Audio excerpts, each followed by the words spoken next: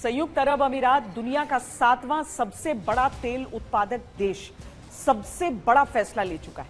एक ऐसी संस्था से अलग होने का फैसला जो उसकी तेल उत्पादन क्षमता को कमजोर कर रहा है। यूएई ने ऐलान कर दिया है कि वो अब ओपेक का हिस्सा नहीं है, यानी यूएई की जमीन और समुद्र के नीचे से निकलने वाले तेल पर पूरा हक सिर्फ और सिर्फ यूएई का है।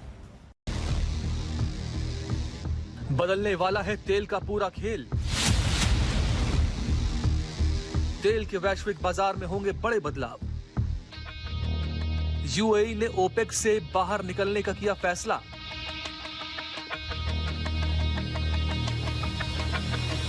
खाड़ी युद्ध का यह सबसे बड़ा उलटफेर।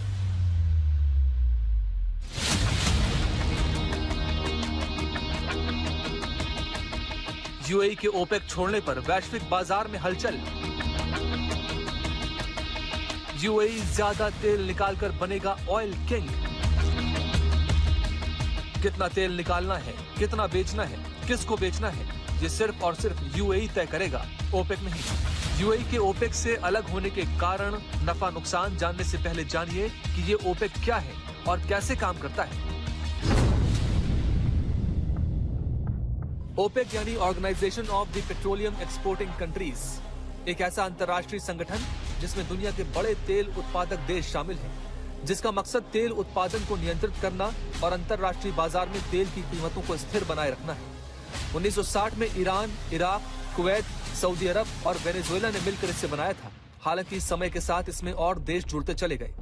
ऑस्ट्रिया की राजधानी वियना में स्थित ओपेक के मुख्यालय से सदस्य देश समय समय पर तेल उत्पादन से जुड़े फैसले लेते हैं। ये इसलिए बना था क्योंकि 1960 से पहले जो दुनिया भर का तेल का व्यापार था, वो बड़ी बड़ी पेट्रोलियम प्राइवेट कंपनीज अमेरिका की और ब्रिटेन की ही चलाती थी, जिनको कहते थे seven sisters.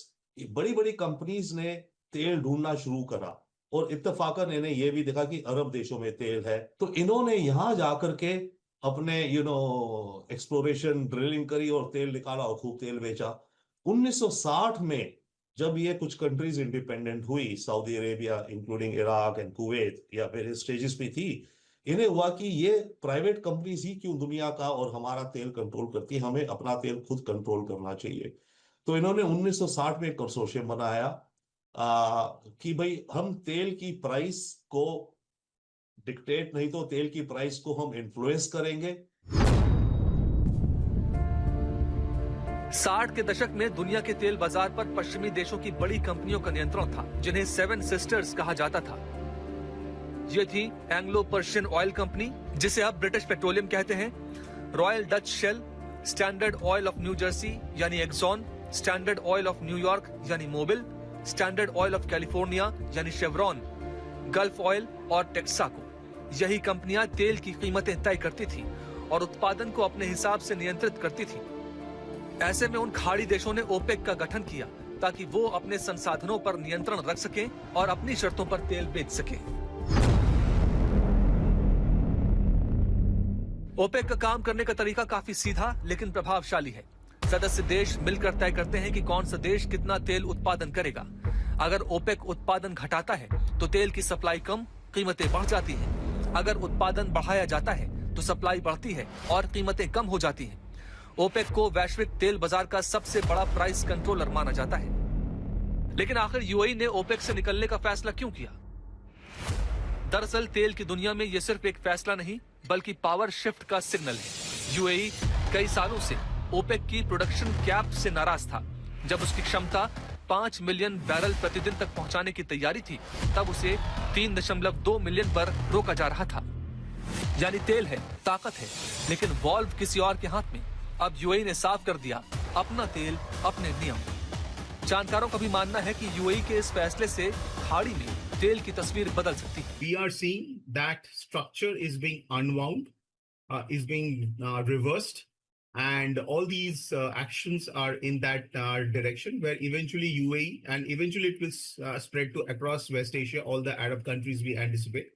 That they will look at selling their oil and gas in different currencies. It could be yuan, it could be rupees, it could be other currencies. लेकिन खेल सिर्फ ओपेक तक सीमित नहीं है। ईरान बनाम अमेरिका इजराइल टकराव ने पूरी ग्लोबल एनर्जी सप्लाई को झकझोर दिया है। 28 फरवरी से शुरू हुई जंग में सबसे बड़ा झटका पड़ा हॉर्मुज पर। टैंकर रुक गए, सप्लाई चोक हो गई, बाजार में अनिश्चितता फैल गई। यूएई जैसे बड़े प्रोड्यूसर के पास तेल तो है, लेकिन रास्ता बंद, यानी तेल के कुएं भरे पर बाजार सूखा।